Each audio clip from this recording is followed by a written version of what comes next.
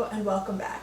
Before I begin, I'd like to give a big thank you to my newest subscribers, and some of them have a lot of numbers in the names, and I would hate to get the numbers wrong, so I'm going to be reading again.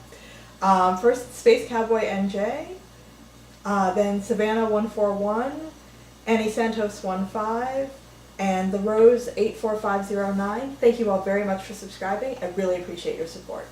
And now, on with the haul. As usual, this is a haul from the Booksing of Baltimore, a wonderful nonprofit that gives out free books on the weekend and takes any unwanted books that people have. And you can find out more at their website at www.bookthing.org. Now, for those of you who are regular viewers of my book hauls, you'll frequently see me lamenting that, oh, I really tried so hard to be abstemious and I fell off the wagon, etc., etc. This time I was actually pretty good, but that was really not due to self-discipline. It was more because I was running late for this opera that I was trying to get to, and actually it probably would have been good for my mental health if I might have missed the first act of the opera. It was Faust, and they staged it as a modern day thing, and I never ever want to see opera singers freak dancing again. That's all I will say about that. But anyway, moving on, putting painful memories in the past. This is sort of the crown jewel of this haul. I found a novel called Making Do by Paul Goodman. And Paul Goodman is one of my all-time favorite public intellectuals, certainly of the 20th century and pretty much period as well.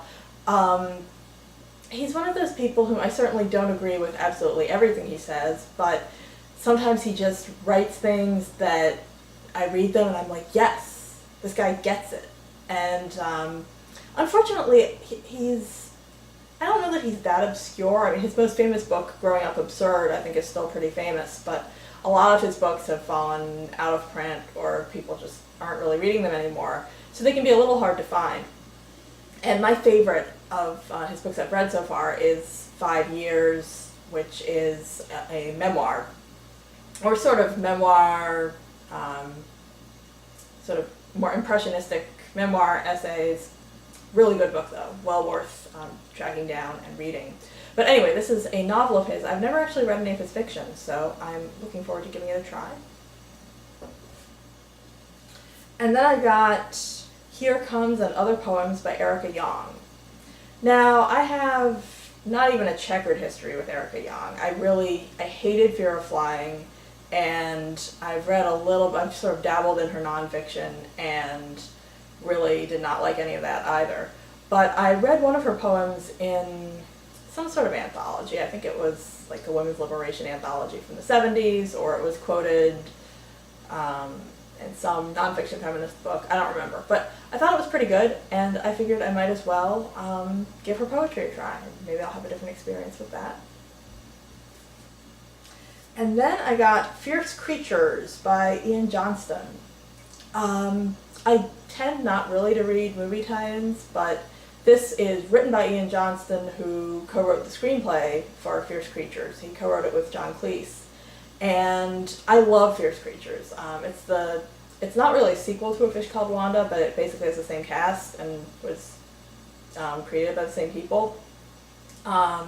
So one of my favorite comedies, and I'm curious to see what the novelization is like. And then I got W. Somerset Maugham's Collected Short Stories, Volume 4. Now, I thought I had only Volumes 1 and 3 before, but I checked on my spreadsheet. I have this spreadsheet of books I haven't read yet that I own because they're really not organized at all, and so I need to try to remember which ones I have and which ones I have doubles of and that kind of thing. But according to my spreadsheet, I have all of the first 3 volumes. So with this acquisition, I now own all of Maugham's complete short stories. Haven't read any of them yet. And the only Maugham I've read was The Moon and Sixpence, which I kind of, you know how sometimes you're reading a book and you're like, this is really kind of silly, but I like it anyway, and that was basically how I felt about that. It was a bit much, but I still enjoyed it. So.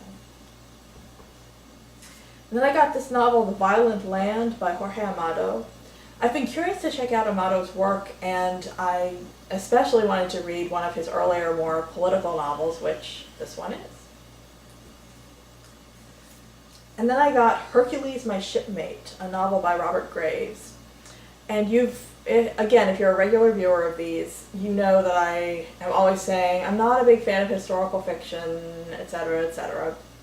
And I have all these sort of weird aesthetic, quasi-ideological reasons for not being a fan of historical fiction. But Robert Graves is one of the big exceptions to that rule. His novel, I, Claudius, is probably one of my favorite books, although I was not overly fond of the sequel, Claudius the God. And by the way, the miniseries I, Claudius, starring Derek Jacobi, great, also well worth checking out. And other than the Claudius books, I actually have not read anything of his. So I'm eager to try this. It seems like it's sort of in the same vein, although of course here he's taking on myth rather than history. It's about the Argonauts. Then I got Love's Body by Norman O. Brown. This appears to be a collection of short, almost aphoristic musings. Brown was a classicist who, and also I believe, oh, what the heck? Yeah, and also he was into Freud. And I'm interested in him because Camille Paglia, who's another one of my favorite public intellectuals, is a big fan of his. So must be worth checking out. Then I got this novel, The Boxman by Kobo Abe. I've read only one of Abe's other books, The Arc Sakura, which I rather liked, although I felt like by the end it was getting a little bit, I don't know, it was just time for it to be over. But I've seen the 2 films that Teshigahara did of his work, or maybe there have been more, but I'm forgetting. The Woman in the Dunes and The Face of Another. So I'm definitely interested in exploring more of his work, and I think this is supposed to be one of his stranger books, and The Arc Sakura was already pretty strange, so I'm not sure exactly what I'm in for, but we shall see. Then I got The Journal of Albion Moonlight by Kenneth Patchen, collection of his poetry, and I became a Patchen fan when I discovered his work in an anthology called Naked Poetry, New Poetry in Open Forms.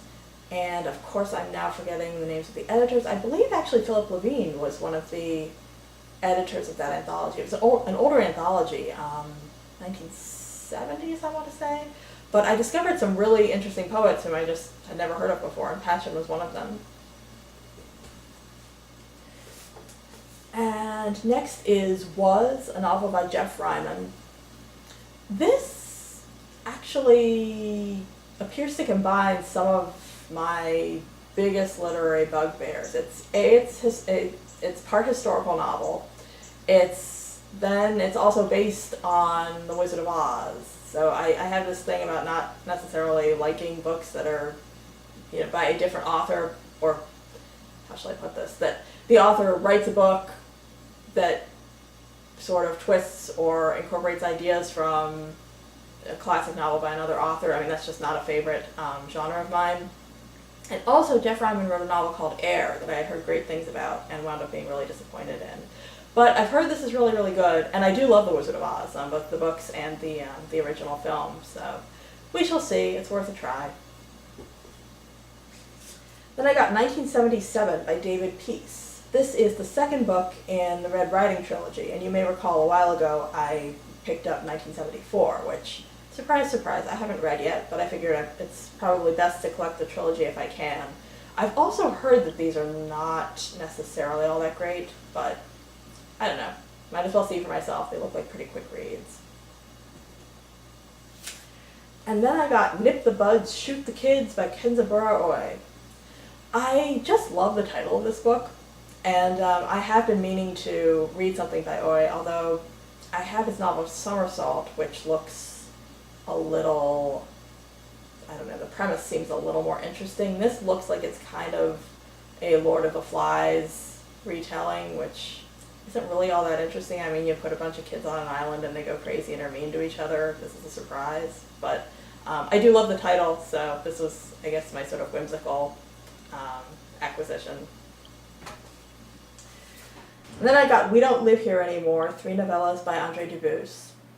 And you may recall pretty recently I picked up another of his anthologies while saying that the one story of his I'd read, which was called Killings, on which the film In the Bedroom was based, had really disappointed me, because In the Bedroom is a great film and the story just kind of left me cold. So this one I'm getting because I love the film We Don't Live Here Anymore. I saw it just recently. So we shall see if I'm disappointed by this or if I'm pleasantly surprised. And then I was really excited to find this. This is The Right Mistake by Walter Mosley. Really eager to read one of his Socrates Fortlow books because I saw the film version of Always Outnumbered, Always Outgunned, but have not read any of the novels, but they always sounded really good to me. The first one is Always Outnumbered, Always Outgunned, and the second one is Walking the Dog. So it's probably not all that bright to start with the third one, but oh well. And then I picked up Out of Sheer Rage, Wrestling with D.H. Lawrence by Jeff Dyer. And I just realized I got two books this time by people named Jeff with a G. But interesting. I'm a big D.H. Lawrence fan, so I'm curious to read Dyer's take. Supposedly this is about him trying to write a book about D.H. Lawrence and not really succeeding and getting, as you can tell by the title, a little bit peeved about it. And I just realized that the title is really funny because in Women in Love, there's this big wrestling scene between the two main male characters. So that's a clever little play in the subtitle. And then I got Someday This Pain Will Be Useful to You by Peter Cameron. I believe this is a young adult novel.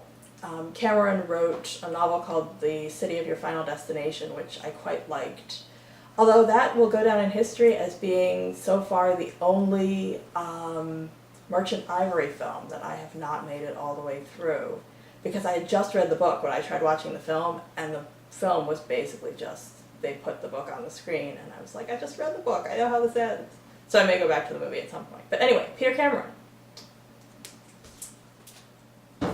Then I got this novel, Hero by Peter Moore.